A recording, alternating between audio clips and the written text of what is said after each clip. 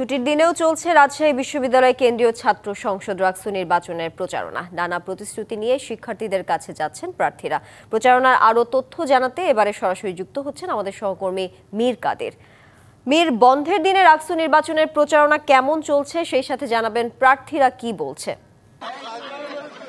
আমি এই মুহূর্তে আছি রাজশাহী বিশ্ববিদ্যালয়ের সেন্ট্রাল মসজিদে। এখানে রাকসু নির্বাচনের যে প্রচার প্রচারণা সেটি চলছে। আমরা দেখতে পাচ্ছি এখানে বিভিন্ন রাজনৈতিক দলের যে প্রার্থীরা এবং স্বতন্ত্র প্রার্থীরা তারা প্রচার প্রচারণা করছেন।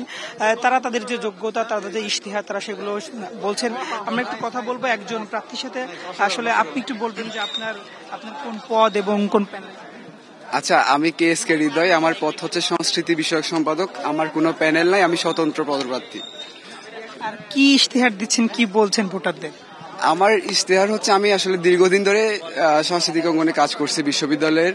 এসব কাজ করতে গিয়ে আমি ভিন্ন ভিন্ন অভিজ্ঞতা, সংকট, সীমাবদ্ধতা ফেস করছি। যেমন আমাদের বিশ্ববিদ্যালয়ে যে সাংস্কৃতিক সামাজিক সংগঠনগুলো আছে, অনেকগুলো রুম আছে, আর আরো অনেকগুলো রুম নাই, যেগুলো গাছতলায় বাসতলায় বসে সংগঠন চালায়। শিয়া বাটার ও ভিটামিনে সমৃদ্ধ লিলি বিউটি সোপ, তারুণ্যময় উজ্জ্বল ত্বকের জন্য।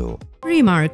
সো এদের জন্য অবশ্যই রুম দরকার, এবং যারা রাকসু ভবনে বর্তমানে সাংস্কৃতিক কর্মকাণ্ড চালাচ্ছে, এদেরকেও রাকসুকে কেন্দ্র করে বের হয়ে যেতে হবে। এদের জন্য রুম নিশ্চিত করে যেন প্রশাসন রাকসু ইলেকশন দেয়।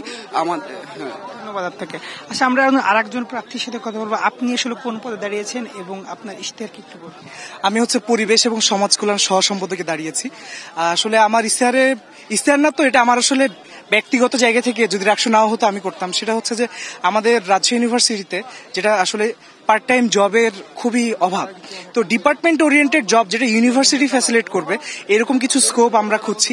একই সাথে আমাদের এখানে দেখবেন যে নারী শিক্ষার্থী যারা অনেকে গর্ভবতী আছে, তো তাদের দেখা যাচ্ছে যে একাডেমিক কোনো স্কোপ নাই, এখানে ছুটি বা মানে কোনো কিছু নাই। এটা মানবিক কারণে কোনো ডিপার্টমেন্ট করে থাকে, আবার কোনো ডিপার্টমেন্ট খুবই বাজেভাবে বিহেভ করে।